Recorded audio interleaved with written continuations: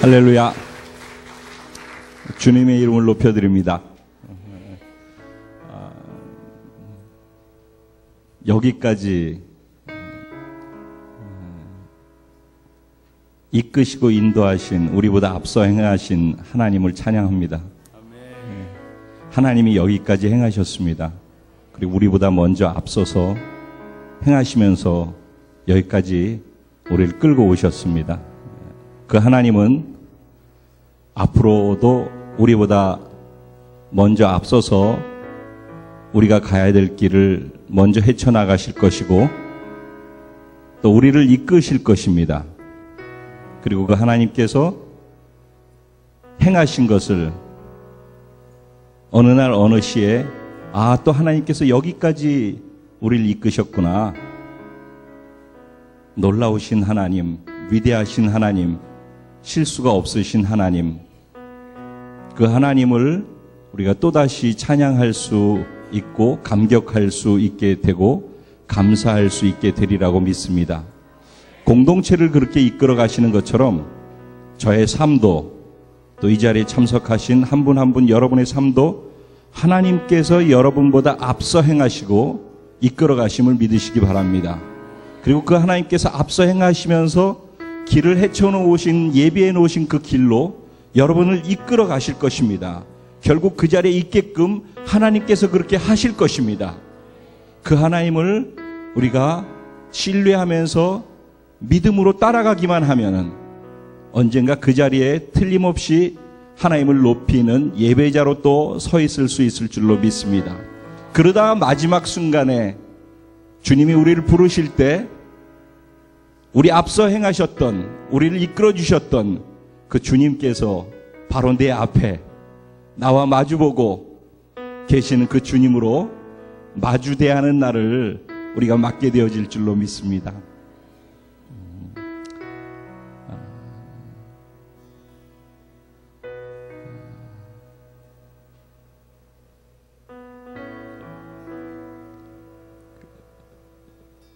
제가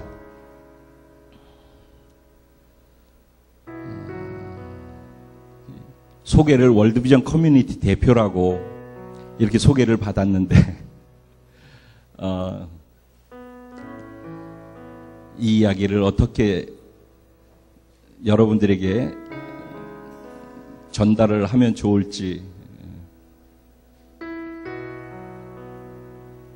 이 이야기를 하게 되면은 이 이야기로 시간이 길어지기 때문에 다음번에 이 이야기에 대해서 월드비전 커뮤니티에 대해서 함께 좀 더 깊이 마음을 나눌 수 있는 시간이 반드시 주어질 수 있을 거라고 저는 믿습니다. 오늘은 제가 제목을 나의 복음으로 정했습니다. 나의 복음. 여러분들도 복음이 나의 복음으로 여러분을 통해서 전해질 수 있게 되기를 간절히 소원합니다. 오늘 주신 하나님의 말씀 보겠습니다. 하나님 말씀은 로마서 1장 16절 한 절 말씀만 보겠습니다. 로마서 1장 16절입니다.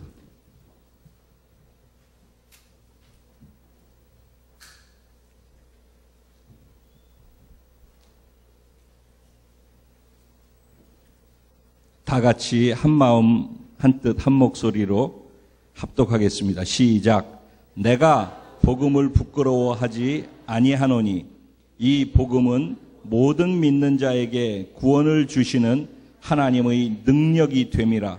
먼저는 유대인에게요 그리고 헬라인에게로다. 아멘.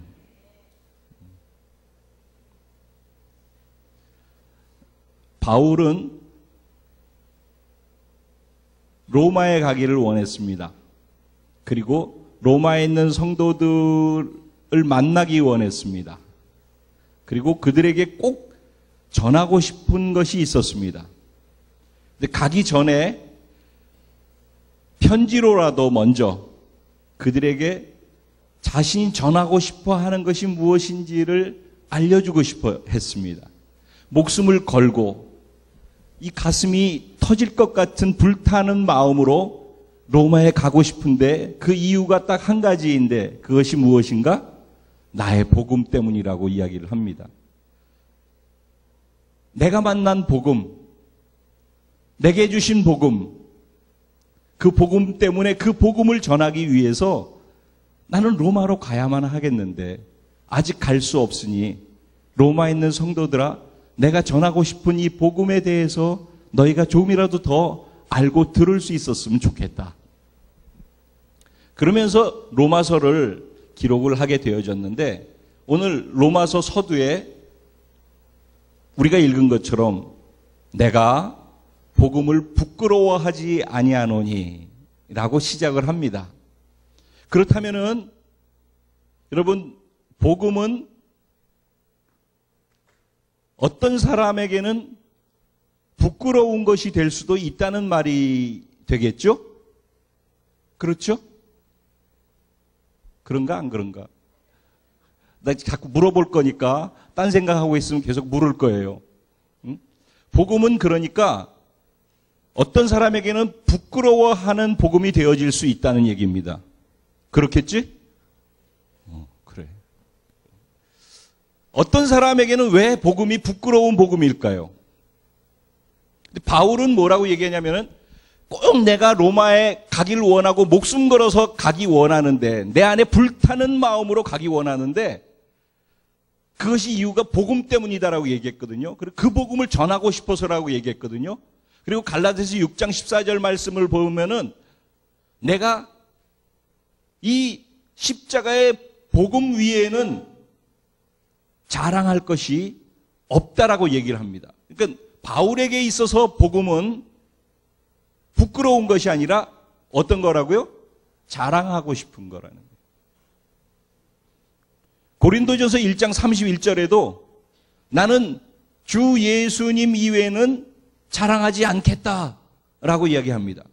그러니까 바울에게 있어서는 십자가, 예수 그리스도, 복음 이거 말고 자랑할 거, 내세울 것이 없고 전할 것이 없었다는 것입니다. 그리고 그것이 얼마나 소중하면은 그것을 자랑하는 것을 넘어서서 그걸 모르는 사람들에게 전하고 싶어 했다는 것입니다. 그리고 거기에 자기의 전 인생을 걸었습니다. 저도 나의 복음이라고 이렇게 오늘 주제를 정했는데 이 복음은 모든 믿는 자에게 주시는 복음입니다. 그런데 저는 감히 나의 복음이라고 이렇게 고백을 했습니다. 아마 다음 달 이 시간에는 나의 비전 이렇게 해서 말씀을 전할 것 같습니다. 왜 모두에게 주어진 복음인데 그 복음이 나의 복음이라고 얘기를 할까요?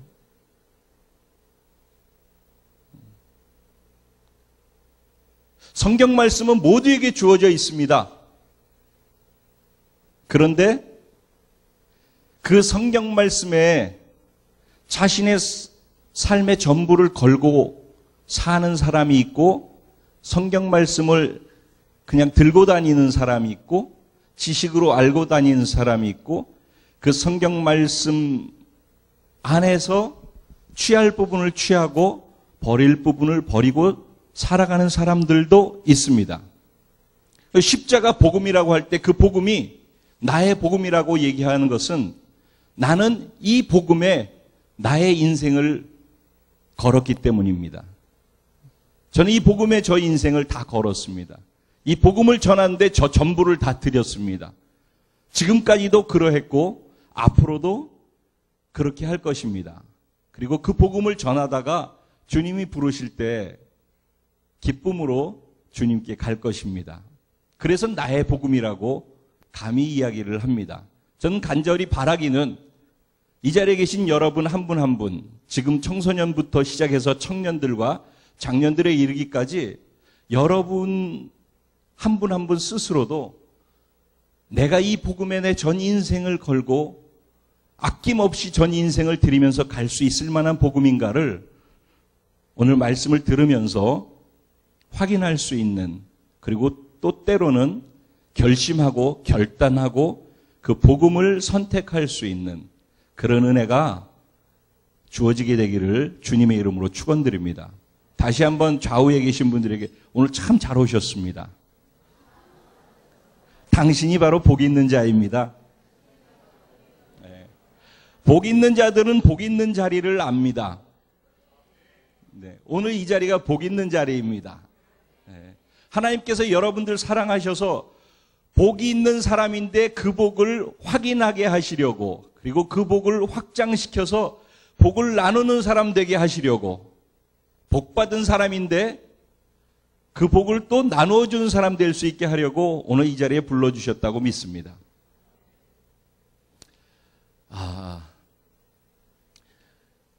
그러면 복음이라고 할 때 여러분 복음을 뭐라고 얘기를 할 수 있을까요? 질문하면은 당황하지 마시고 그냥 아는 대로 자기가 생각하는 거 알고 있는 대로만 이야기를 합니다. 제가 성함을 다 모르기 때문에 그냥 이렇게 옷 색깔로도 얘기할 수도 있고 그렇습니다. 당황하지 마시고 답하시는 분들은 다 100점짜리라는 것 일단 알고 계시면서 답을 해주시면 되겠습니다. 충분하시죠? 네. 복음이라는 말이 뭔지 알까?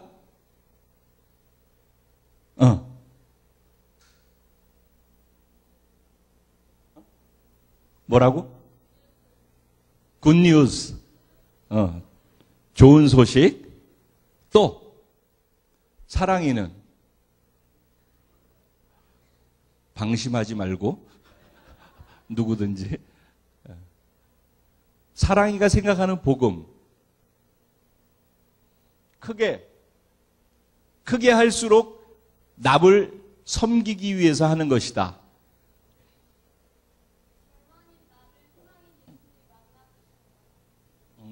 절망인 나를 희망인 예수님이 만나주신 것.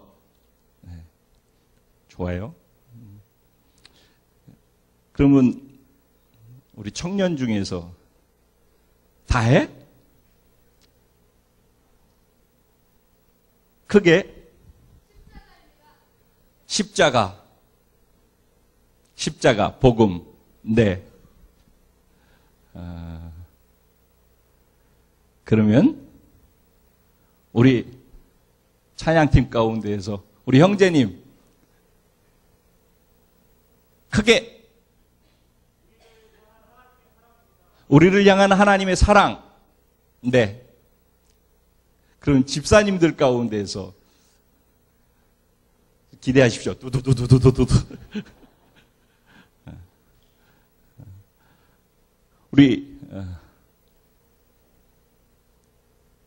여성 한 분, 남성 한 분 딱 그렇게만 할게요.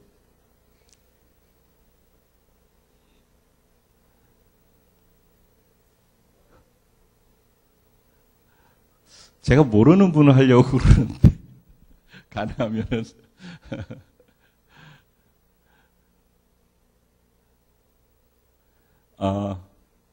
우리 지금 그 국방생 옷 입고 계신 형제님, 그 뒤에 자매님, 감사합니다. 청년이라고 얘기해 주셔서. 사실은 뒤에 자매님을 보고서 제가, 네, 말씀해 주시죠.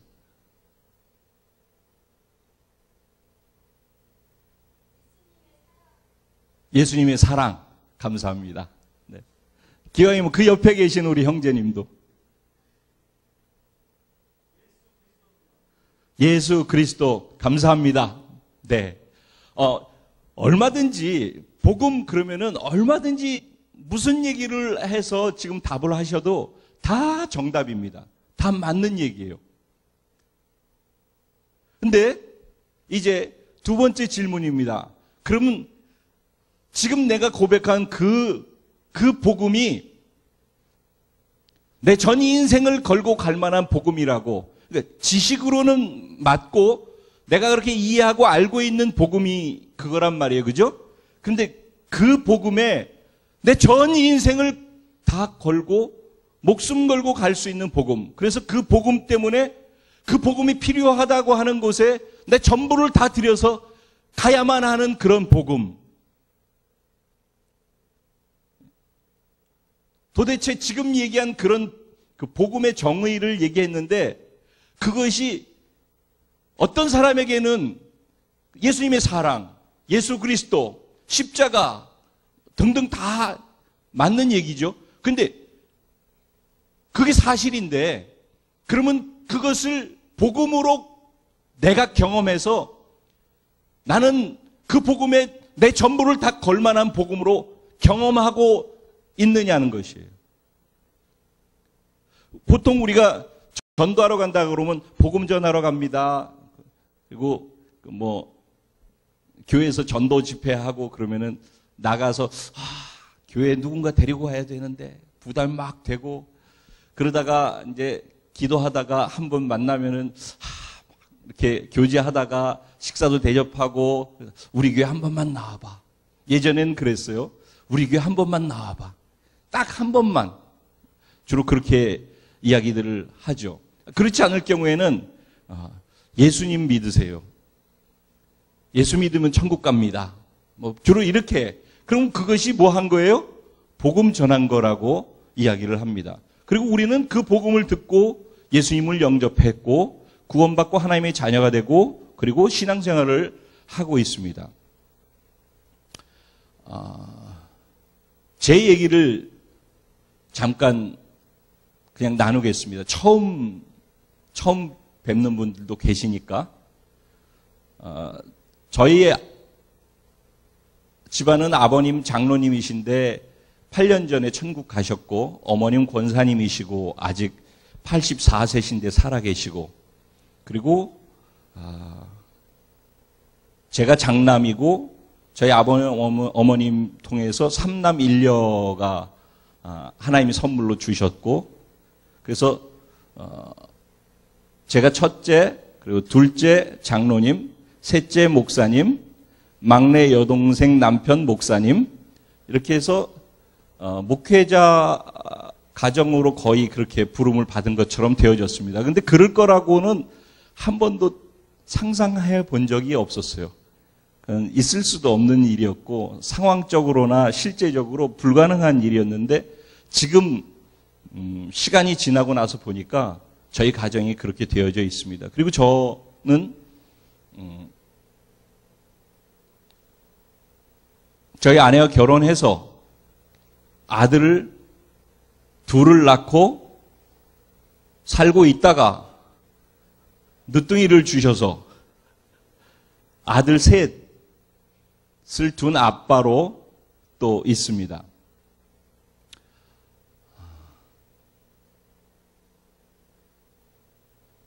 제가 교회를 처음 접하게 된 것은 서대문에 있는 서대문 순복음 중앙교회라고 있었습니다. 그 당시 69년도 감이 잘 안 잡히는 분들도 계실 텐데 69년도 제가 중학교 때였는데 처음으로 교회를 발을 딛게 되어졌어요. 교회를 나갔어요.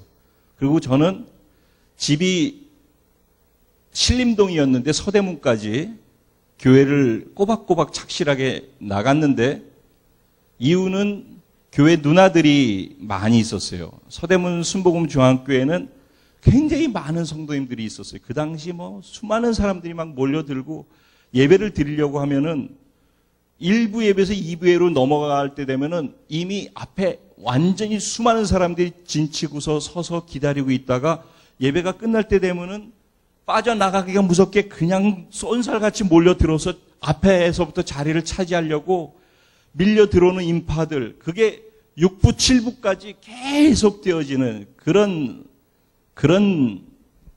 예배를 드렸거든요. 근데 그 자리에 제가 있었어요.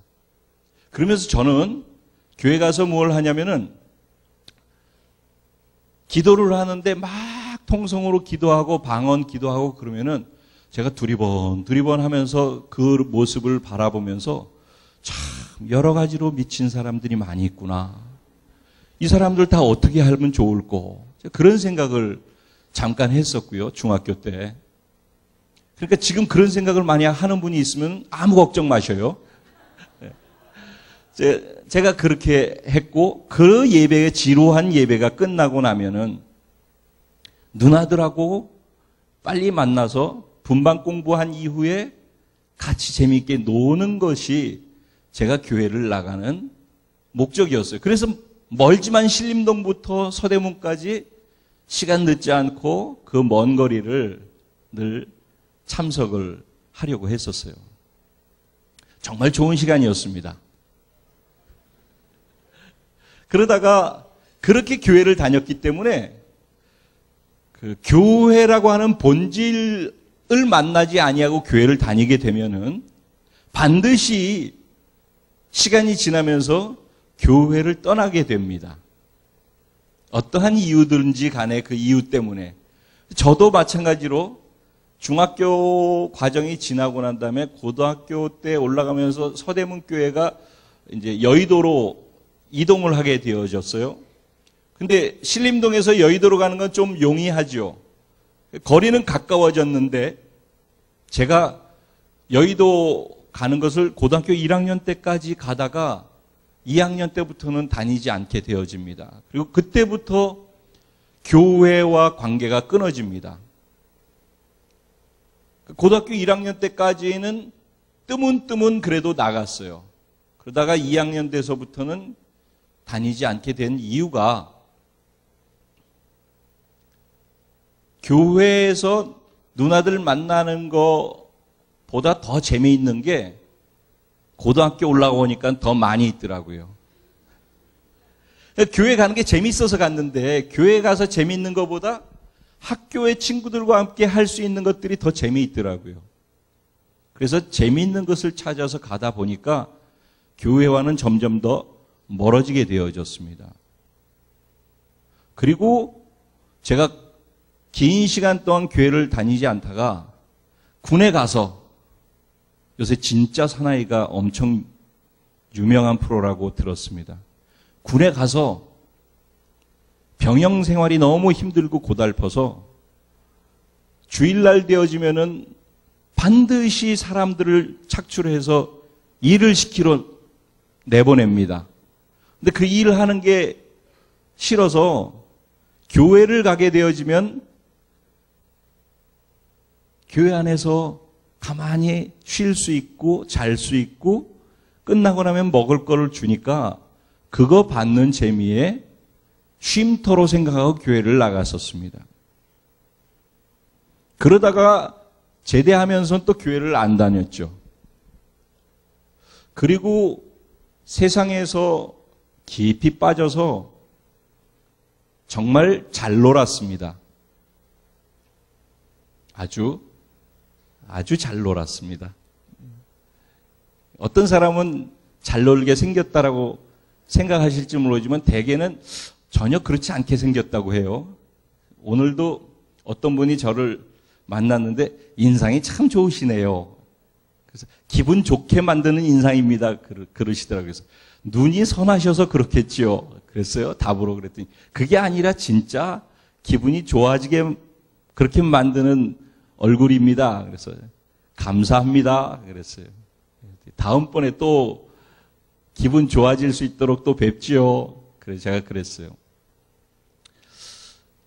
제가 교회를 떠나게 되어지고 세상 쪽으로 계속 나가면서 즐기고 싶은 것들을 즐겼던 이유는 교회에 다니게 되어진 원인이 재미를 찾아서 교회에 왔고 사람을 만나기 위해서 교회를 왔었기 때문에 그렇습니다. 그래서 더 재미있는 게 있으니까 고등학교 때는 더 재미있는 것을 향해 갔고 그리고 군에 가서는 쉴 수 있으니까 교회를 갔었고 그리고 군에서 제대하고 난 다음에는 더 재미있는 것들이 있으니까 그 재미를 향해서 나아갔던 겁니다. 그러다 어느 날 제가 엄청난 충격을 받았어요. 노는데 지친 거예요. 여러분, 놀다가 지칠 때가 옵니다. 그러니까 지칠 때까지 놀고 싶은 분들이 계시면 계속 노셔도 돼요. 근데 반드시 지칠 때가 옵니다. 제가 확실하게 약속할 수 있습니다. 근데 제가 너무 많이 놀았는지 지쳤어요. 그래서 어느 날 술을 많이 마시고 나이트클럽에서 나와서 길을 걷다가 쓰레기들 더미를 지나가는데 그 쓰레기 더미가 저더라고요. 야, 내가 쓰레기구나.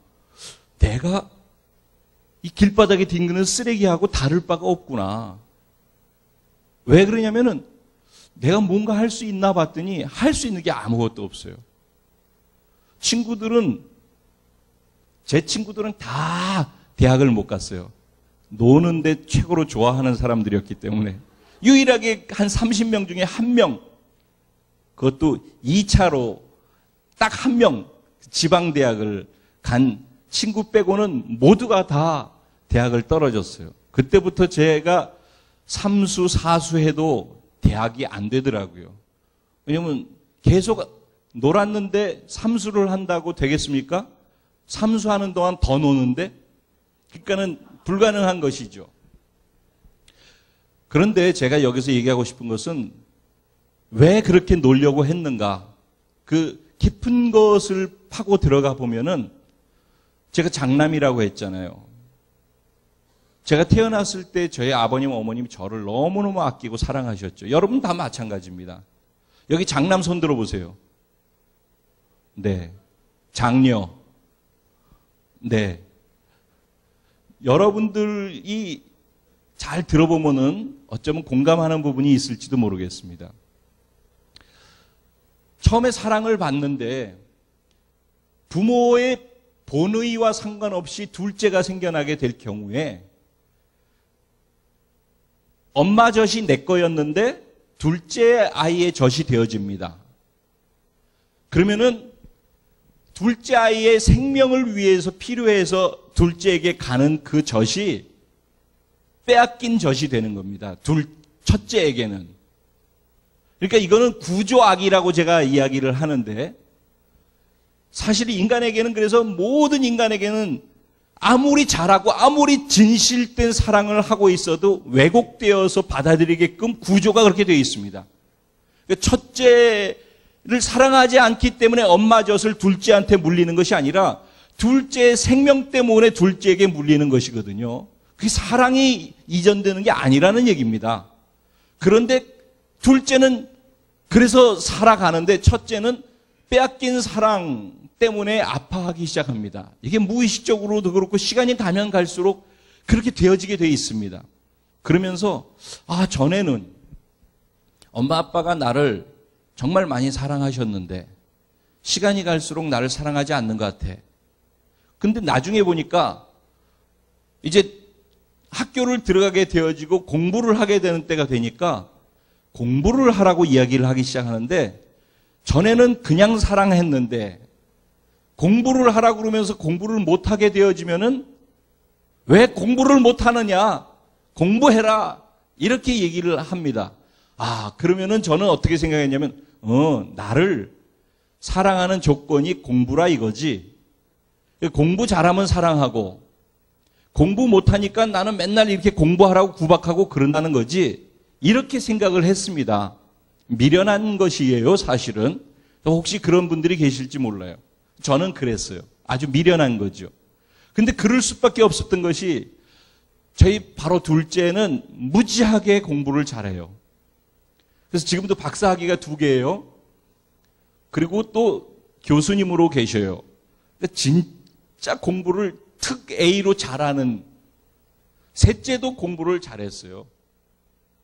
막내도 공부를 잘했어요. 그래 다 잘하는데 첫째가 잘 못하니까 부모의 걱정거리잖아요. 이게 장남이 잘 돼야 되는데 장남이 저러고 있으니까 부모는 안타까우니까 이놈아 네가 공부를 잘 해야지라고 얘기를 할 수밖에 없는 거예요. 그게 부모가 자식을 향한 사랑의 표현이거든요. 근데 그 당시는 그래, 사랑을 조건부로 한다 이거지. 이렇게 미련하게 생각을 하면서, 그래?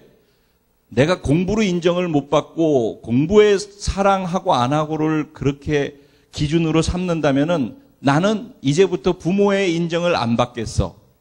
나는 친구들이 내가 잘 놀면은 나를 인정하더라고요. 그래서 한 30명 친구가 있었다고 그랬잖아요. 그 중에 제가 제일 잘 놀았어요. 그 30명 중에서는 제가 이거예요. 그래서 뭘 하자고 그러면은 노는 거에 대한 아이디어가 제 안에서 무궁무진하게 나오는 거예요. 그러니까 그 사람들이 뭐 하자라고 얘기를 하다가도 제가 이거 하는 게 낫겠어? 그러면 다 그걸로 하는 거예요. 그러니 친구들 안에서, 사람들 안에서 제가 인정을 받는 거죠. 그러니까 집에서는 지질이 막 이렇게 고난을 당하고 있는데 학교만 가면은 친구들하고 만나면은 그냥 이거거든요. 그러니까 어디가 좋겠어요? 그러니까 학교로 가는 거예요. 학교는 출근만 하는 거고 담을 넘어서 학교 바깥에 주로 있게 되어지죠. 이제 그런 시간들을 보냈어요. 그러니까 제가 잘 놀게 되어진 것이 그냥 노는 게 좋아서 놀게 되어진 것도 아니에요. 사실은 보면은. 그렇게 인정받고 싶은데 그렇게 되지 않는다라는 것 때문에 저도 모르게 그렇게 튕겨나가게 되어진 거라는 거예요. 저는 이 얘기를 하면서 제 얘기를 같이 하고 또 하나는 우리가 살고 있는 세계가 악구조라는 걸 얘기하고 싶은 거예요. 부모가 아무리 진실된 사랑을 해도 자식은 그 구조 속에서 사랑받지 못한다라고 생각하게끔 되어 있는 거예요. 그 첫째는 첫째이기 때문에 그런 생각을 하면 둘째는 둘째이기 때문에 또 생각해요. 왜냐하면 꼭 첫째가 입던 거를 주거든요. 그럼 왜 나는 새 거를 안 주느냐는 거죠.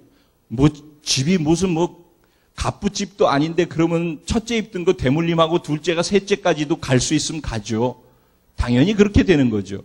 그런데 나는 늘 중고를 입게 된다라는 생각을 하게 됩니다. 그리고 형은 맨날 사주고 나는 안 사주고 형 옷 입히고.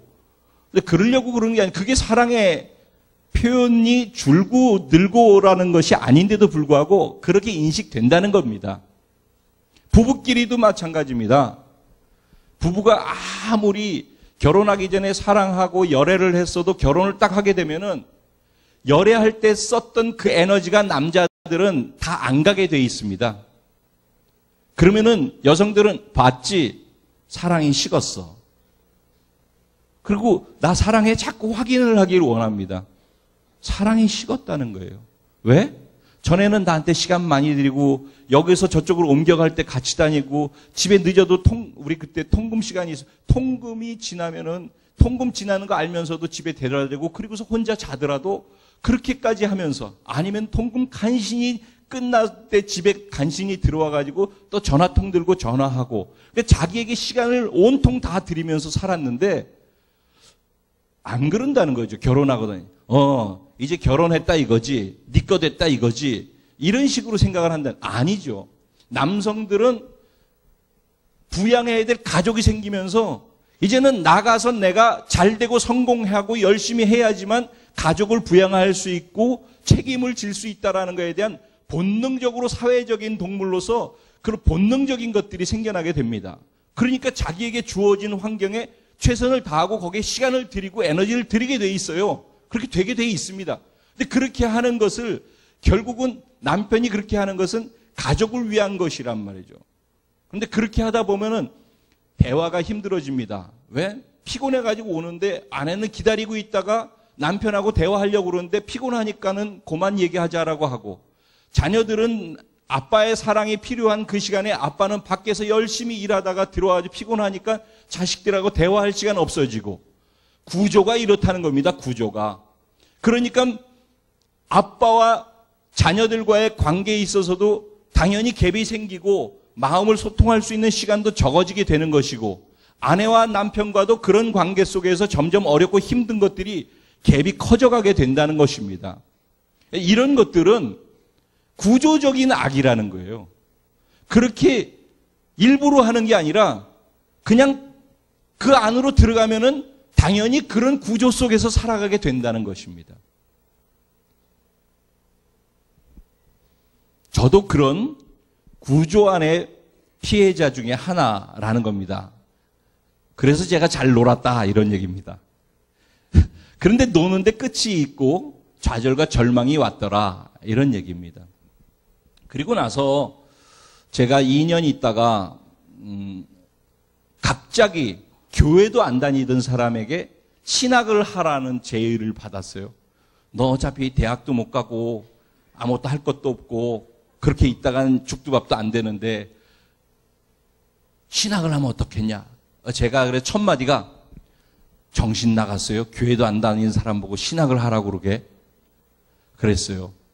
그리고 그날 밤에 자는데 꿈을 꿨는데 어쨌든 저에게 하시는 말씀으로 계시적인 꿈으로 제가 그 꿈을 그렇게 받았어요.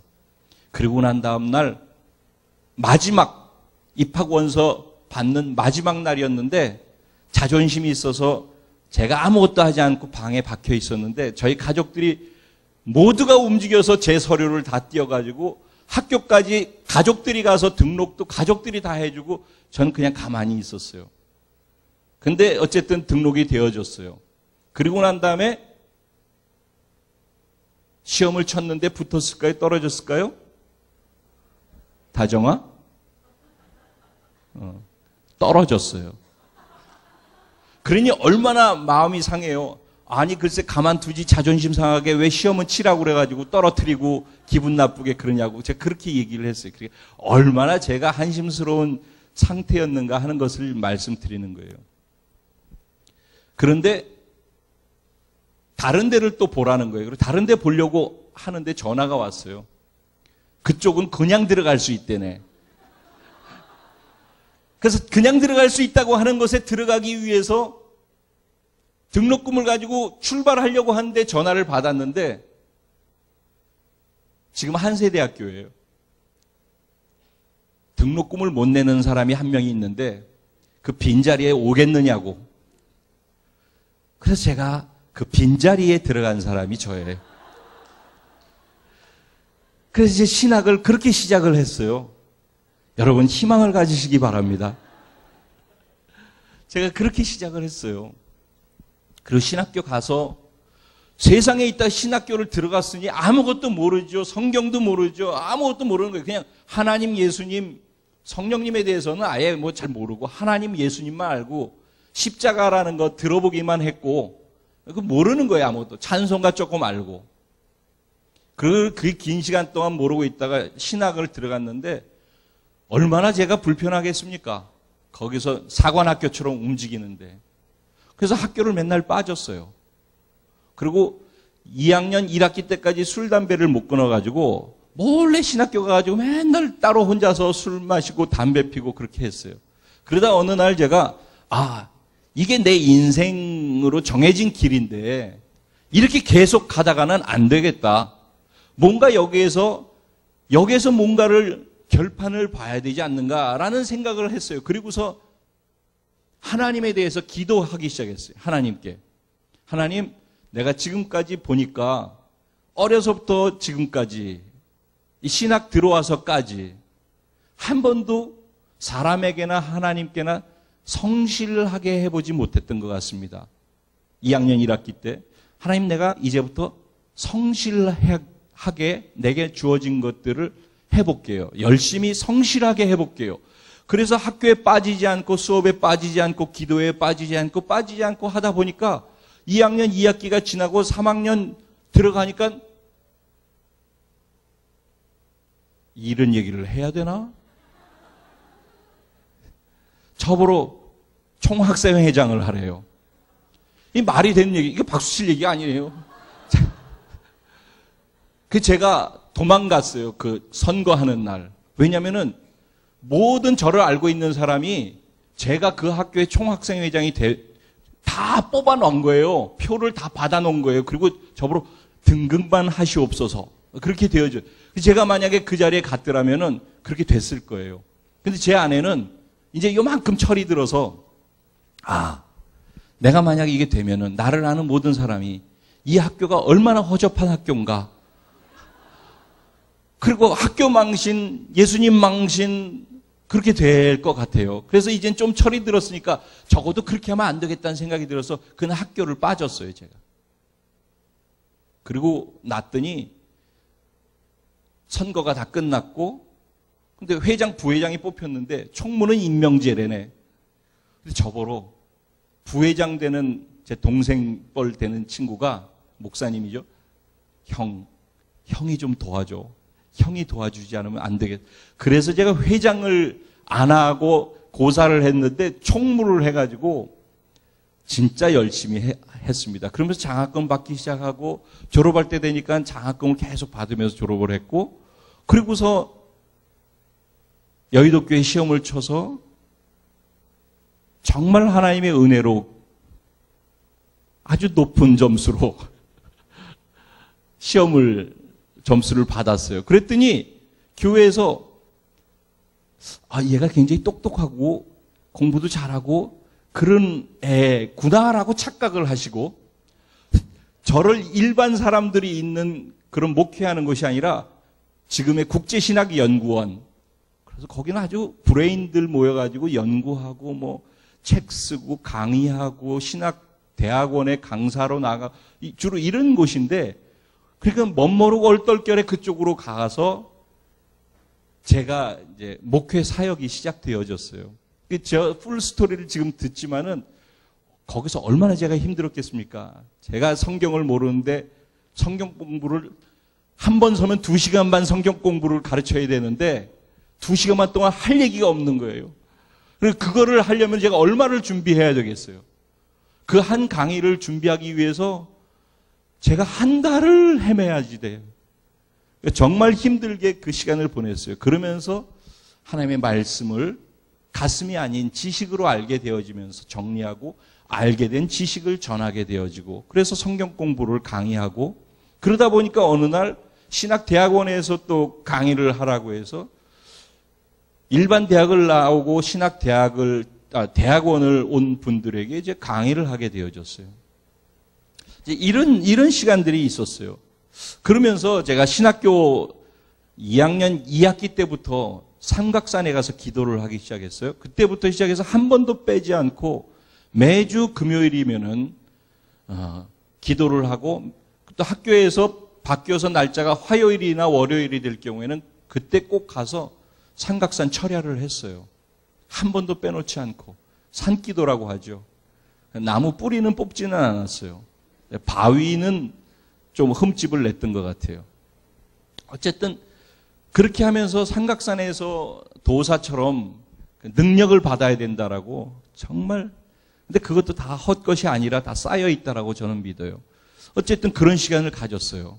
그러니까 제 인생을 보면은 그 신학을 해서 제가 요만큼 철이 들어서 예수를 알고, 그리고 여의도에 들어오고 성경 공부를 하면서 성경을 가르치게 되어지고, 그리고 제가 국신원에 있다가 교구를 나갔어요. 그냥 목회를 하는 자리로 나가서 성도님들을 만났는데, 성도님들이 제가 딱 1년 있는데 너무너무 저를 좋아하시는 거예요. 성도님들이. 그리고 1년 후에 제가 미국을 가는 것으로 결정을 했는데 성도님들이 다 연판장을 돌렸어요. 못 가게 해야 됩니다. 2년 있는 건데 왜 1년 만에 갑니까? 그리고 막 도장을 찍어가지고 조목사님한테 뭐 탄원을 올리고 막 그렇게 되어졌어요.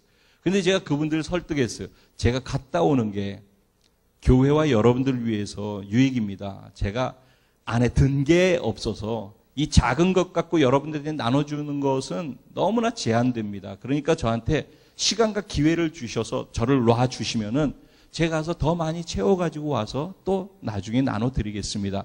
근데 그분들이 그것을 이해해 주셔서 저를 놔주셨어요. 그래서 제가 미국을 가게 되어졌어요.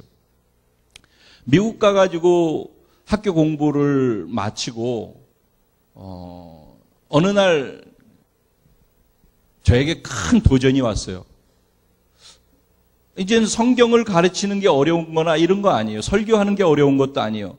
그리고 하면은 은혜 받는다고 많은 사람들이 이야기를 해주기도 했어요. 그런데 제 안에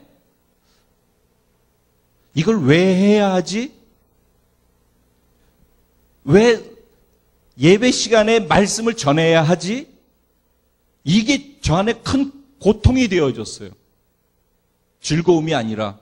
왜냐하면 말씀은 선포되어지고 은혜는 받고 좋다라고 하는데 그 좋다라고 은혜 받았다고 하는 말씀에 그들의 삶의 변화가 일어나지 않는다라는 그 좌절감 때문에 과연 나는 정말 기도하면서 전하는 말씀, 그들이 은혜 받았다고 하는 그 말씀, 그리고 말씀 전하고 박수 받고 그리고 또 그것이 좋아서 또 말씀 전하는 것, 그거 하기 위해서 내가 이렇게 살아가고 있는 것인가 하는 거에 스스로의 회의가 왔다는 거예요.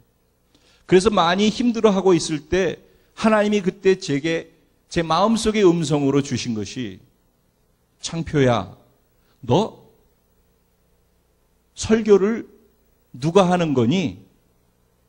그래서 제가 하는 거지만은 사실은 저는 알고 있거든요. 정답은 주님이 하시는 거죠 라고 정답을 얘기했어요.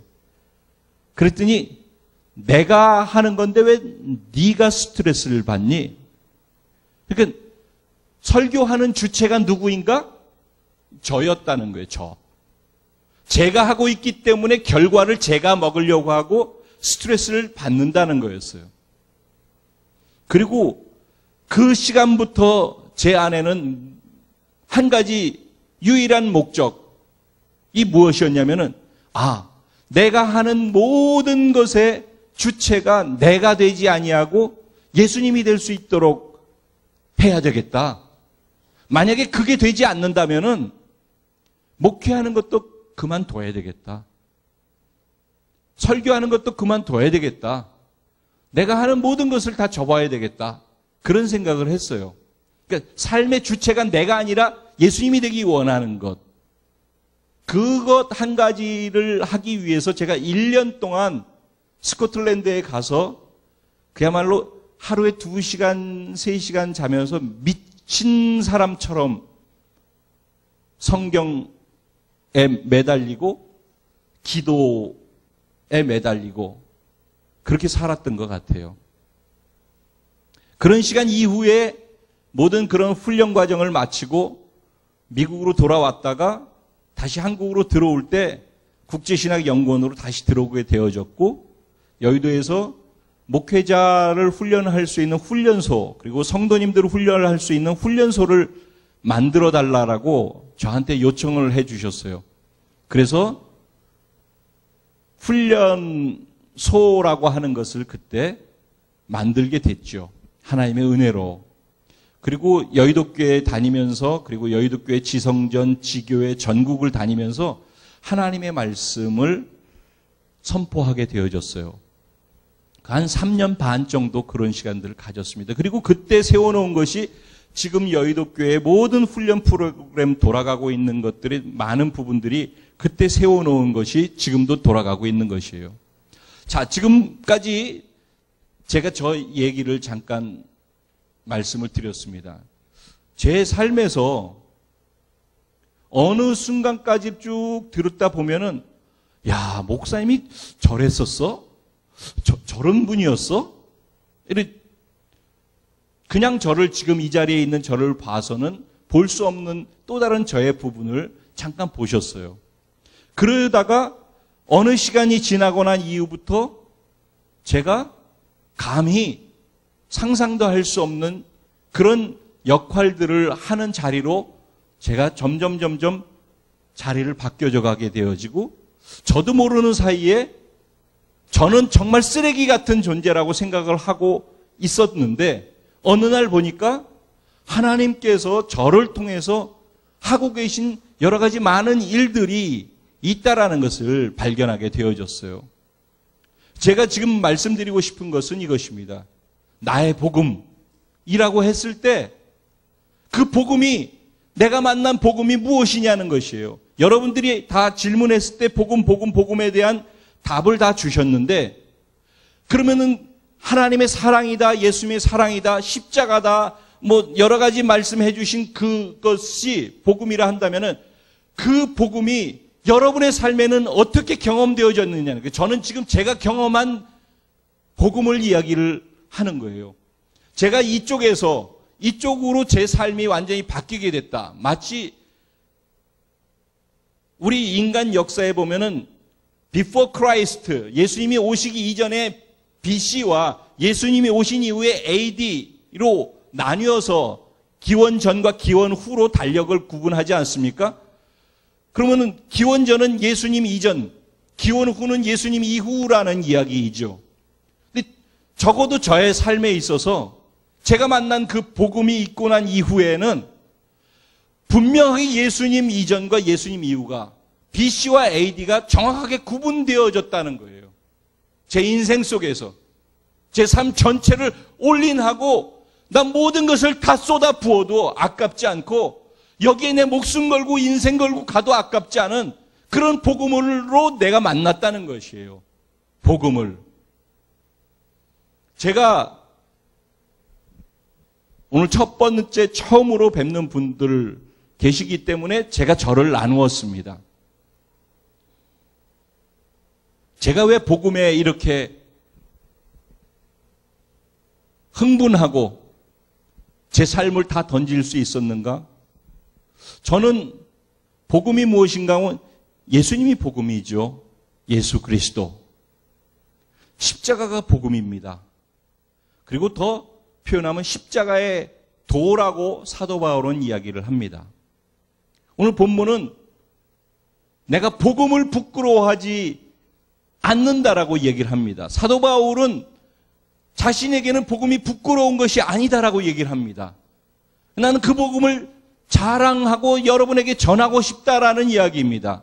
왜냐하면은 그 복음이 모든 믿는 자들에게 구원을 주시는 하나님의 능력이 되기 때문이라고 얘기를 합니다.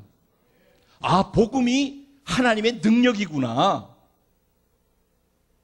영접하는 자, 곧 그 이름을 믿는 자들에게는 하나님의 자녀가 되는 권세를 주셨다고 했습니다. 그런 다른 말로 얘기하면 예수를 믿으면은 하나님의 능력이 있는 것이고 하나님의 권세가 주어진다는 얘기 아니겠습니까? 제가 제 삶에서 제가 쭉 어떻게 신앙생활을, 교회 생활에서 어떻게 신앙생활로 전환되어져 갔는지에 대한 과정을 말씀드렸습니다. 저는 성경에 대해서 알고 있는 것들이 있었습니다. 어느 시간부터는. 근데 제가 알고 있는 성경의 내용 안에서 진리를 알지니 진리가 너희를 자유케 한다라는 말씀을 알고 있었습니다. 수고하고 무거운 짐진 자들아 다 내게로 오라 내가 너희를 편히 쉬게 하겠다라는 말씀도 알고 있었습니다. 저 어느 날 말씀을 전하는데 그렇게 말씀을 전하고 있는데 과연 나는 나의 수고하고 무거운 짐이 다 내려졌는가? 나는 내가 만난 진리 안에서 내 삶의 진정한 자유를 맛보고 자유 안에서 살고 있는가? 아니더라는 것입니다. 제가 목사가 돼서 강의를 하고 국신원에서 신학대학원에서 강의를 하고 있는 그 순간에도 저는 저의 열등감 때문에 힘들어하고 사람들이 나를 어떻게 평가하는가 때문에 힘들어하고 그리고 누가 더 잘 살고 못 살고 강의를 더 잘하고 못하고 설교를 더 잘하고 못하고 내가 입은 옷이 어떻고 내가 다 타고 다니는 차나 집이 어떻고 그 평가하는 것 때문에 자유하지 못하더라는 것입니다. 왜 진리는 우리에게 자유를 준다라고 하는데 왜 나는 그 자유하다라고 하는 진리를 외치고 있으면서 설교는 하고 있는데 그 진리가 나는 자유를 주지 못하고 있는가? 그렇다면 이런 말씀을 전해야 하겠는가? 이것이 나의 고뇌였다는 것입니다. 그리고 결국은 답은 주체가 내가 되지 아니하고 그분이 될 수 있도록 예수님이 될 수 있도록 주체가 바뀌어지지 않고서는 모든 것이 무의미하구나라는 것을 생각하게 되었고 제가 훈련으로 가게 됐다는 얘기입니다. 아까 얘기하고 연결하게 되면은. 근데 저는 구원을 얘기한다. 이제 복음에서 구원을 얘기를 한다라고 얘기를 해볼게요. 구원을 얘기한다. 구원이 무엇이죠? 구원이 뭐죠? 구원 받았어요? 네? 구원 받았어요? 예수님 믿어요? 네? 예수님 믿죠? 그럼 구원 받은 거죠? 예.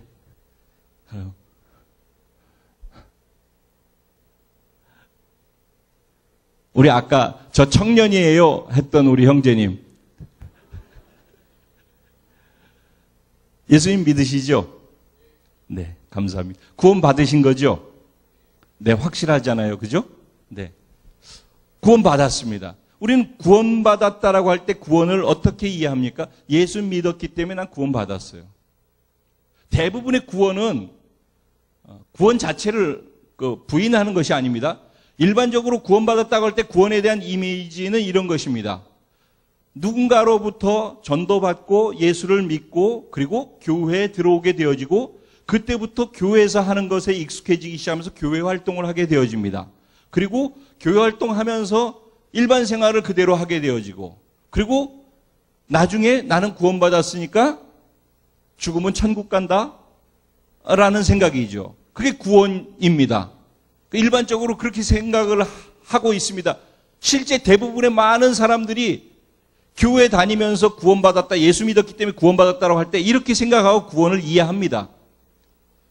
그렇기 때문에 복음이 하나님의 능력이라고 예수님을 영접한 자들은 하나님의 자녀가 되는 권세를 주었다고 하는데 삶에서 권세가 드러나지 않는다는 것입니다. 구원만 받은 것입니다. 하나님의 자녀된 것은 맞는데 자녀된 권세는 나타나지 않는 것입니다. 하나님의 능력이 복음 안에 있다고 했는데 구원을 주시는 하나님의 능력이 내 안에 있는 것인데 근데 그 능력이 나도 경험되지 아니하고 또 다른 사람을 구원하는 능력으로 나타나지 않는다는 겁니다. 진리를 내가 알고 있는데 그 진리가 나도 자유케 못하고 남도 자유케 못하는 진리를 내가 가지고 있다는 것입니다. 구원은 받았는데 제 얘기예요. 여러분 얘기가 아니라 근데 혹시 이 가운데 여러분들 가운데에도 제가 고뇌했던 것처럼 조금만 생각을 해보면 고뇌거리가 될 수 있는 이야기라는 것입니다. 과연 이것이 신앙생활인가? 이렇게 일단 나중에 천국 티켓을 가졌으니까 이렇게 그냥 살다가 나중에 천국 가면 되는 것인가? 그게 구원인가? 제 안에 그것 때문에 많은 고통스러운 시간과 질문들이 있었습니다. 그러던 어느 날 저에게 하나님이 주신 은혜는 늘 알고 있고 외우고 있던 갈라디아 2장 20절 말씀이었습니다. 내가 그리스도와 함께 십자가에 못 박혔나니 그런즉 이제는 내가 산 것이 아니요 내 안에 그리스도께서 사신 것이라. 이제 내가 육체 가운데 사는 것은 나를 사랑하사 나를 위하여 자기 몸을 버리신 하나님의 아들을 믿는 믿음 안에서 사는 것이라. 이거 제가 늘 이렇게 암송하고 외우고 이것이 내가 가장 좋아하는 성구라고 사람들한테 얘기도 하고 그랬던 본문 말씀이었어요. 성경 말씀. 그런데 그 말씀이 제 안에 계시처럼 와서 은혜로 꽂혔습니다. 그리고 복음이라고 하는 것이 감춰진 비밀이라고 성경이 얘기했던 그 비밀이 열리는 것처럼 제 개인에게는 복음의 비밀이 열려지는 시간들이 있었습니다. 제가 깨달은 나의 복음이라고 하는 제가 깨달은 복음은 무엇이었냐면은 그 복음을 깨달은 순간부터 제 삶이 before Christ와 AD로 나뉘어지는 그런 시간이 되어졌다 할 때 무엇이 그렇게 만들었는가? 갈라디아 2장 20절에 나오는 말씀 가운데 함께라고 하는 말이었습니다. 함께. 내가 그리스도와 함께. 로마서 6장에도 함께라는 단어가 계속해서 나옵니다. 예수님이 십자가에 죽으시고 그 죽음에 우리도 함께 죽었고 예수님이 부활하시고 우리도 그 부활에 함께 부활했다. 한 사람이 죽음에 모든 사람이 죽었고 한 사람이 살아남에 모든 사람이 그 순종으로 말미암아 살아났다. 성경 계속해서 그렇게 얘기를 합니다. 그리고 그것은 완료되어진 것으로 표현하면서 얘기를 합니다. 그래서 십자가에 대해서 제가 이해를 하게 되어졌는데 십자가에 여기 십자가가 있는데 원래는 저기 있습니다. 십자가가 있는데 그 십자가에 예수님이 죽으셨는데 나도 죽었다라는 것이 지식으로는 알고 있었는데 나도 죽었구나 라고 이렇게 확 와서 온 것입니다. 그냥 내 안에. 늘 얘기하고 강의하고 설교하고 외쳤던 성경 구절이었는데 어느 날 제게 그냥 내가 죽은 거구나 라고 믿어지기 시작했다는 것입니다. 그냥 지식이 아니라. 그리고 예수님과 함께 부활했다, 부활에 연합되어졌다 할 때 내가 그 부활에 연합돼서 이미 부활의 새 생명에 연합되어져 있구나. 지금 내가 구원받았다라고 하는 것은 단지 교회 다니게 되어지고 예수 믿었으니까 교회 다니는 것이 구원이 있는 것이 아니라 그 예수님의 부활에 연합되어서 주어진 새 생명이 내 안에 있기 때문에 그 새 생명이 구원의 증표가 되는 것이고 그것이 성령님이시죠. 그러니까 우리 모두에게는 내 안에 새 생명이 있는 것입니다. 이게 구원이죠. 그렇죠? 예. 그럼 우리 안에 새 생명이 있습니다. 그럼 우리는 새 생명이 있다라고 하는 것은 뭐가 그 전에 전제되는 거예요? 우리가 죽었다라는 것이 전제된다는 것입니다. 그러니까 죽었다라는 것이 이게 믿음이라고 하는 것은 생각에 동의하는 것이 아닌 건 아시죠? 옳습니다라고 머리로 생각하는 게 아니라 진짜 믿는 것이죠. 그렇죠? 예, 그게 믿음이에요. 그러면은 예수님이 나를 위해 십자가 못 박혀 죽으시고 부활하셨다. 근데 나도 거기에 함께 죽음에 연합돼서 죽었고 부활에 연합돼서 부활의 생명으로 지금 다시 태어난 존재다라는 사실을 지식이 아니라 믿어져서 받아들인다면은 이 말은 무슨 말이 되냐면은 다시 태어났다는 말이 되는 거예요. 그렇죠? 그래서 중생 거듭났다. 그 니고데모에게 다시 태어나는 것이 어떻게 가능합니까? 라고 예수님한테 몰려와서 얘기할 때 유대인의 율법 학자에게 예수님께서 말씀을 하시지 않습니까? 다시 태어났다는 얘기입니다. 다시 태어나. 그 예수 믿는다라는 것은 예수 믿었습니다. 예수님이 나를 위해 죽으셨습니다. 아멘. 그리고 교회 다니는 것이 아니라 다시 태어났다는 겁니다. 나는 죽고 예수님 안에서 예수님이 부활하신 그 생명으로 다시 태어난 존재다. 그러니까 자기를 인식하는 인식이 완전히 이 부분에서 구분이 되어져야 한다는 것입니다. 다시 태어났다. 이전에 나는 죽었다. 그리고 나는 예수님의 생명으로 다시 태어났다. 믿게 되기를 주님의 이름으로 축원드립니다. 이게 믿어진다는 말의 의미는 그게 구원받았다는 말이 아니라 다시 태어났다는 말은 그때부터 시작이라는 말입니다. 우리 예수님과 함께 시작하는 것입니다. 뭐를 시작하는가? 나는 죽지 않았죠. 그대로 있잖아요. 지금 제가. 자, 이거 보셔요. 예수님 믿기 이전에 저예요. 예수님 믿고 난 이후에도 저예요. 바뀐 게 하나도 없어요. 바로 1초 전에 예수님 안 믿었어요. 1초 후에 예수님 믿었어. 제가 바뀐 게 있습니까? 하나도 바뀐 게 없어요. 근데 뭐가 바뀌었습니까? 저는 지금 이렇게 살고 있는 이 저는 죽었다는 겁니다. 그리고 예수님의 생명으로 제가 살았다는 겁니다. 그리고 이제부터는 뭐라고요? 나를 위해선 자기 몸을 버리신 하나님의 아들을 믿는 믿음 안에서 산다라고 얘기를 했습니다. 그럼 무슨 말이냐? 이제는 내 육체를 가지고 내 안에 있는 예수님의 새 생명으로 내 믿음을 통해서 예수의 삶을 살아드리는 것이 시작되는 거예요. 구원의 시작이라는 거예요. 그러니까 구원을 막연하게 이해를 하면은 그래서 변화라고 하는 BC와 AD의 분명한 변화가 없게 될 수밖에 없는 것은 그냥 그렇게 구원을 인식하기 때문이라는 거예요. 근데 이렇게 새 생명으로 태어났고 나는 죽었다라는 것을 오직 믿음으로만 가능해요. 예수님은 모든 인류를 위해서 죽으셨어요. 아멘. 그렇지만 모든 인류가 구원받는 건 아니라는 거예요. 예수님이 죽으신 그 죽음과 예수님이 부활하신 그 부활을 나를 위한 것이라고 믿음으로 취하는 그 믿음의 사람에게 구원이 임한다는 것입니다. 근데 그렇게 임하는 구원은 단지 구원을 받았다 그리고 천국 간다가 아니라 지금 예수님이 부활하신 새 생명으로 다시 태어났다는 걸 얘기하는 것이고 예수로 이제는 믿음으로 살아드리는 것이 시작되었다는 말이에요. 예수의 생명으로 다시 태어났다는 말입니다. 이게 구원입니다. 그래서 제가 구분하고 싶은 것은 예수의 생명으로 태어났다는 말은 하나님의 자녀가 되었다는 말이잖아요. 예전에 내가 아니라는 말입니다. 그래서 제가 이것을 깨닫고 난 다음에 저에게 계시로 마음으로 믿어지기 시작하는 순간부터 저를 인식하는 코드가 길바닥에서 뒹굴던 쓰레기 같은 존재로 저를 인식하지 않게 됐어요. 왜? 그 쓰레기 같은 나는 죽었기 때문에. 죽었다라고 제가 믿은 거예요. 아무 일도 일어나지 않지만, 아무 변화도 일어나지 않았지만 그냥 내가 믿음으로 받아들이는 거예요. 왜? 하나님이 그렇다라고 말씀하시니까. 그게 성경이니까. 그게 진리이니까. 진리가 자유케 하는 것이죠. 근데 성경인 진리가 너는 예수님과 함께 십자가에서 예수 죽을 때 함께 죽었다라고 얘기를 하는 거예요. 그러니까 아멘. 난 죽었으니까 쓰레기 같은 나도 죽은 거예요. 열등감 때문에 고통하는 나도 죽은 거예요. 공부 못한 나도 죽은 거예요. 할 수 없다라고 절망하는 나도 죽은 거예요. 가난한 나도 죽은 것이에요. 모든 무능력한 나는 죽었다는 것입니다. 죽으려고 노력하는 게 아니에요.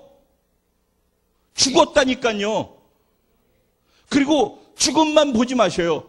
예수님이 부활하실 때 그 부활하심과 연합되어져서 우리도 함께 부활의 생명으로 다시 태어났다는 것입니다. 그러니까 이제는 나를 인식할 때 쓰레기 같은 나로 보지 아니하고 예수님의 생명을 가진, 예수님의 가치를 가진 예수님 짤이, 그래서 우리가 하나님의 자녀로서 존귀한 자, 최고의 걸작품이라고 얘기를 하게 되는 거예요. 이것 때문에 우리 안에 새 생명이 있기 때문에, 새 생명이 연합되어져 있기 때문에, 그래서 우리가 존귀한 거예요. 그래서 어느 누구도, 누구 앞에서라도 비교당할 이유도 없고 주눅들 이유도 없고 잘생겼다 못생겼다는 세상의 편견과 잘한다 못한다 잘 산다 못 산다 누가 무엇이라고 얘기를 하든 그것과 상관없이 진리가 얘기하고 있는 나, 예수님의 가치, 그게 나라는 것입니다. 예수님의 권세, 그게 나라는 것입니다. 예수님의 능력, 그게 나라는 것입니다. 제가 그것을 믿음으로 받아들인 이후부터 제 삶의 변화가 일어나기 시작했어요. 그리고 늘 공부 못했기 때문에 수업 시간에 맨 뒤에서 내 앞에 있는 사람 머리통 뒤에 숨어서 선생님하고 눈을 마주치지 않으려고 그렇게 소극적으로 있었던 제가 이 자리에서 이렇게 여러분들 앞에서 제가 만난 그 복음을 나눌 수 있는 자로 변화되게 되었다는 것입니다. 하나님이 사람을 어떻게 쓰실 수 있는가? 똑똑한 사람을 쓰는 것이 아닙니다. 공부 많이 한 사람을 쓰는 것이 아닙니다. 박사학위를 가진 사람을 쓰는 것이 아닙니다. 하나님이 어떤 사람을 쓰시는가? 복음을 제대로 만난 사람을 쓰신다는 것을 저는 확실히 믿습니다. 예수님의 새 생명과 연합됨이 무엇인지를 아는 사람들을 뒤로 쓰신다는 것입니다. 예수님과 연합되었다는 말은 다음에 나의 비전을 얘기할 때 더 많은 얘기들을 할 것입니다. 제가 지난번에 중국의 청도에 가서 집회를 할 때 제 이 간증을 첫째 날 했어요. 3번 말씀을 전하는데 첫째 날 이 말씀을 전했어요. 그랬더니 그 가운데 다 신앙생활 하는 분들이었는데 그들 가운데에서 그날 제가 도전을 했어요. 이런 복음으로, 나의 복음으로 경험하지 못한 분들이 만에 하나 여기 계시다 한다면은 오늘 예수 믿어서 구원받았습니다는 그 구원을 넘어서서, 아주 소극적인 그런 구원을 넘어서서 예수 그리스도와 함께 죽고 완전히 새로운 피조물로 다시 태어나는 새 생명 안에 접붙임 바 되어진 자로 다시 시작하고 싶으신 분 계시다면 오늘 이 시간 손 들으십시오라고 제가 권면을 드렸어요. 그리고 그분들을 위해서 특별히 제가 기도해 드리겠습니다. 그랬거든요. 그게 이제 집회의 마지막 끝에 그렇게 말씀드렸는데, 그러고서 제가 2시간을 그 자리에 있었어요. 왜? 난 몇 분 안 계실 줄 알았거든요. 몇 번 기도해 드리면 된다고 생각했는데 다 나오셨어요, 거의. 그러니까 얼마나 많은 사람은 이제 좀 끝났나 싶어보면 또 뒤에 줄 서 있고 또 뒤에 줄 서 있고, 그래가지고 2시간이 넘게 기도하다가 끝났어요. 그 정도, 무슨 말이냐, 그 정도로 십자가의 복음을 연합됨의 의미로서 이해하고 있고 경험하고 있는 사람들이 적더라는 것입니다. 오사카에 갔을 때 아주 위험한 사람들, 무서운 사람들, 범법자들 중에서도 무서운 사람들이 경찰의 눈을 피해서 들어가는 사각지대라고 하는 아주 위험한 곳이 있습니다. 오사카 쪽에 가면은. 거기에 빈민사역을 하는 교회가 있어요. 그곳에 가서 얼떨결에 그곳에 가게 되어졌고 말씀을 전하게 되어졌어요. 근데 갑자기 앉아있다 말씀을 전하는 자리에 서게 되어져서 그때 한 500명 정도가 모여 있었던 것 같아요. 일본 분들이. 다 요 예배가 끝나면은 공짜로 주는 밥을 먹기 위해서 앉아있는 분들이었어요. 그러니까 희망이 어디에 있어요? 공짜 밥에 있는 거예요. 그리고 알코올 중독자, 마약 중독자, 그리고 이 세상의 희망을 포기하고 있는 사람들의 눈빛은요, 여러분들은 그런 사람들의 눈빛을 한번 보아야 합니다. 희망을 완전히 포기한 사람들의 눈동자가 어떤지. 그런 사람들이 한 명이 아니라 모두가 그런 사람들 앉아 있을 때 그 자리의 분위기가 어떤지. 완전히 다 이렇게 하고 있고요. 눈은 이렇게 하고 있고요. 아무것도 없어요. 바로 요거 끝나면은 밥 먹는 거에 관심 있는 거. 이외에는 아무것도 없는 거예요. 앞에 모든 순서가 진행되는데 제가 거기 앉아서 있는데 옆을 보면은요. 진짜 쫙 쳐져서 앞에 있는 사람이 기운이 하나도 없는 거예요. 근데 갑자기 제가 이렇게 말씀을 전하게 됐어요. 제가 또 이 복음을 전했어요. 그러면서 여러분 혹시 이 자리에 지금 이렇게 살고 있는 삶이 정말 내가 원하는 삶이 아니라고 생각하는 분이 계십니까? 오늘 이 시간 이전과는 전혀 다른 새로운 삶을 살기 원하시는 분이 계십니까? 제가 제 얘기를 했는데 저처럼 쓰레기 같은 인생이라도 이렇게 바뀌어져서 살아갈 수 있는 길이 있는데 혹시 그 길로 들어서고 싶은 분 계십니까? 그러면 이 자리에서 일어나십시오. 아니 일어나기 전에 먼저 손을 드십시오. 눈을 다 감으시고 손을 드십시오 그랬어요. 그 중에 3분의 2가 다 손을 드는 거예요. 그날 하나님의 은혜가 크게 임했었습니다. 저는 오늘도 처음 대면하는 여러분들에게 첫 번째 나누고 싶은 것이 나의 복음을 나누고 싶은 것입니다. 혹시 만에 하나 이 자리에 구원을, 신앙생활을, 복음을 제가 지금 전한 그런 복음으로 경험되지 못하고 있었던 분들이 계시다면은, 그래서 신앙생활을 하고 있고 교회생활을 하고 있는데 말씀을 들어도 내 삶을 자유케 하지 못하고 수고하고 무거운 짐을 내려놓지 못하고 누가 뭐라고 하면은 그것 때문에 마음이 상하고 내 뜻과 다르면 그것 때문에 마음이 상하고 그리고 누군가 나한테 내 편이 되어서 나와 함께 있어주지 않으면 두렵고 불안하고 그래서 자유함 없이 살고 계신 분들 계시지 않습니까? 내가 원치 않는 어떤 일들이 내게 다가오기 때문에 그 일 내가 감당할 수 없다라고 생각해서 두려워서 그런 두려움 때문에 불안한 가운데 살고 계신 분 계시지 않습니까? 어떤 상황이든지 또 이 자리에 우리 어린 학생들이 있는데 예전에 제가 그랬던 것처럼 부모님이 공부하라고 하는데 공부 안 되어지는 것 때문에 갈등하고 고민하고 힘들어하는 분 계십니까? 누군가와 비교해서 누구보다 더 잘하고 못하고 때문에 힘들어하고 계신 분 계십니까? 크고 작은 어떠한 것이든지 간에 여러분을 자유케 하지 못하는 것이 여러분 안에 존재하고 있다면은 오늘 제가 전한 이 복음, 그 복음이 여러분의 복음 되기를 주님의 이름으로 축원합니다. 이 복음은 나를 새롭게 하는 복음일 뿐만 아니라 나에게 다음번에 말씀드리겠지만 내가 살아야 될 이유를 제공한 복음입니다. 내 전 인생을 걸 수 있을 만한 복음이 되어집니다. 내가 왜 숨쉬고 있는지, 숨 쉴 동안 무엇을 해야 하는지 그것을 만들어준 복음이기도 하다는 것입니다. 복음은 단지 나를 구원하는 것으로 그치는 것이 아니라 내게 꿈이 되어지고 내게 비전이 되어지고 내 전 인생을 걸고 갈 수 있을 만한 가치가 되어지고, 그래서 누군가에게 이것을 나누어서 나처럼 쓰레기처럼 좌절하고 사는 사람을 그 인생이 바뀌어 누군가에게 희망을 주지 않으면 안 되겠다는 인생으로 결단할 수밖에 없는 그런 사람들이 될 수 있게 되더라는 것입니다. 이게 복음의 능력, 구원을 주시는 하나님의 능력이었다는 것입니다. 제가 경험한, 제가 만난 복음인 것입니다. 얘기하고 싶은 것은 너무 많이 있습니다. 근데 오늘은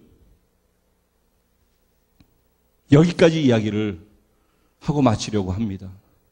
오늘 이 시간 눈을 잠깐 감아주시겠습니까?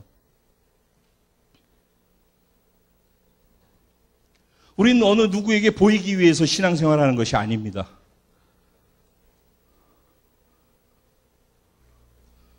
저처럼 교회 나가서 누군가를 만나고 즐겁기 위해서 그래서 신앙생활하는 것도 아닙니다. 다른 데서 인정받지 못하고 다른 데서 내가 할 수 있는 게 없는데 교회에서 인정받을 수 있고 교회에서 뭔가 할 수 있기 때문에 그래서 교회 생활하는 것도 아닙니다. 구원은 그런 것을 하기 위해서 내게 주어진 것이 아닙니다. 그렇게 신앙생활을 하는 구조 속에서 자유함이란 있을 수 없습니다. 그런 생활 속에서 하나님의 능력을 경험한다는 것은 있을 수 없습니다. 그리고 자신이 하나님이 권세를 가진 하나님의 자녀라는 것을 경험할 수 있는 것은 더더군다나 거리가 멀어지게 되어집니다. 늘 두렵고 불안하고 마음 상하고 힘들고 그런 수고하고 무거운 짐을 오늘 벗고 싶지 않으십니까? 네. 예수님께서는 지금 이 시간 여러분을 향하여서 너희가 죽으면 안 되기 때문에 너희에게 기회를 주기 위해서 너희가 할 수 없는 그 죽음을 내가 행했다. 내가 너희를 위해서 내 몸을 찢어서 대신 죽었단 말이다. 그리고 내가 죽은 것으로 끝나는 것이 아니라, 죽은 것으로 끝내기 위해서 죽은 것이 아니라 나의 죽음이 너의 죽음이 되도록 해주기 위해서, 다시는 죽음으로부터 자유함을 얻을 수 있도록 해주기 위해서 내가 죽고 그 죽음에 너희를 연합시켜 놓고 그 죽음으로 초청하고 있는 것이다. 내가 죽음으로 끝났으면 너희에게 구원이 있을 수 없는데 내가 부활함을 통해서 새 생명을 줄 수 있는 자로 하나님의 아들로 너희들에게 증명해 보이지 않았느냐? 내가 너희를 부활시켜 새 생명을 갖고 살아갈 수 있도록 하기 위해 내가 부활의 첫 열매가 되었다. 이제 내가 너희와 함께 그 부활을 맛보며 내가 이 땅에서 행했던 나의 생명으로 너희가 그 생명으로 살며 그 생명으로 자유하며 그 생명으로 능력을 주며 그 생명으로 자유케 할 수 있는 그런 하나님의 자녀로서의 권세 있는 자로 살아갈 수 있도록 내가 부활에도 연합됨에 너희를 초청한다. 아멘. 이것이 십자가의 도라고 주님 말씀하십니다. 이제 고만 종교 생활에서, 교회 생활에서 그 모든 것들을 십자가에 못 박아 버리고 진실로 새 생명을 취한 자로 하나님의 자녀로 자유함 속에 진리 안에서 다시 시작해보고 싶지 않으십니까? 오늘 그런 분들을 초청합니다. 오늘은 이 자리에 진심으로 지금까지 내가 살아왔던 이 삶으로서는 내가 안 되겠다라고 생각하는 분이 계시다면은 이 자리에 잠깐 눈을 감은 채로 손을 들어주시기 바랍니다. 이건 어느 누구를 위해서 이 시간 하는 것이 아닙니다. 여기에 만약 나의 자존심이 개입된다면은 그것은 정말 안타까운 일인 것입니다. 어느 누구와도 상관이 없습니다. 지금 하나님과 나, 그 사이에 나를 위해서 안타까워하시면서 중보하고 계시는 예수님만 계신 것입니다. 그리고 지금 이 시간 이 자리에 계신 성령님께서는 여러분의 마음 문을 두들기고 계십니다. 내가 너희를 자유케 하기를 원한다. 나의 자녀로서 담대하게 이 세상의 자잘한 것들 때문에 마음 뺏기고 너의 삶과 너의 인생을 거기에 쏟으며 시간을 낭비하는 것이 아니라 정말 위대한 부르심의 위대한 일을 하는 자로 내가 너희를 초청하기 원한다.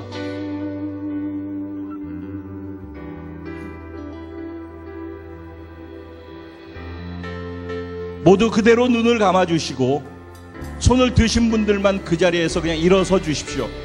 더 이상의 요구를 하지 않겠습니다.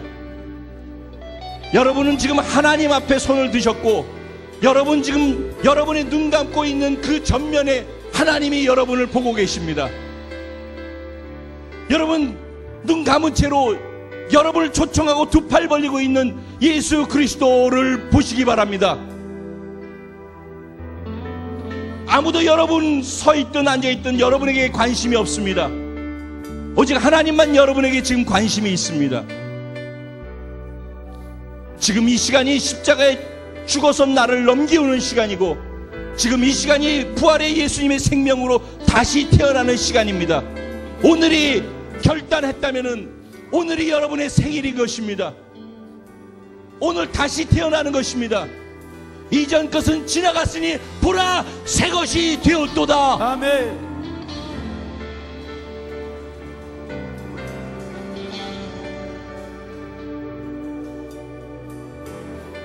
두 손을 높이 드신 채로 하나님, 내가 정말 그렇게 살기 원합니다. 예수님이 십자가에 못 박히시고 부활하신 그 사건이 헛된 것이 되지 않도록 하나님이 세상을 이처럼 사랑하사 하는 그 사랑에 담겨있는 진정한 의미를 오늘 내 것으로 취하기 원합니다. 하나님, 내 마음을 엽니다. 당신의 초청 안으로 내가 뛰어들어갑니다. 하나님, 나를 받아주시고 나와 하나 되어 당신과 함께 이 자리를 걸어나갈 수 있도록 성령으로 계시하여 주옵시고, 성령님 내 안에 충만하게 임하여 주옵소서. 우리 주님의 이름을 간절히 한번 3번 부르고 통성으로 마음을 쏟아 주님께 기도합니다. 기도드립니다.